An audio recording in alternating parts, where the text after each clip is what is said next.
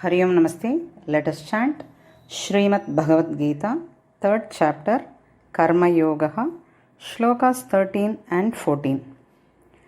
Yajñashishtashinas santaha muchyante sarvakilbishaihi bhunjate te tvagam papa ye pachantyatma karanat annat bhavanti bhutani पर्जन्यादन्न संभवः यज्ञात् भवति पर्जन्यः यज्ञः कर्म समुद्भवः यज्ञशिष्टाशिनः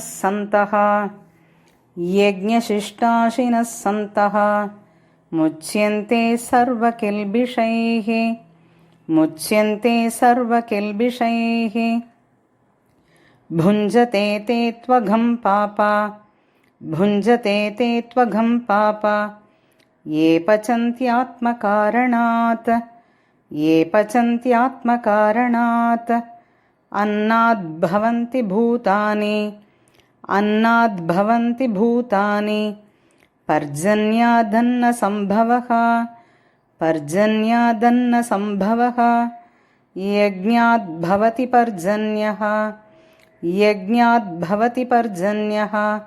यज्ञः कर्म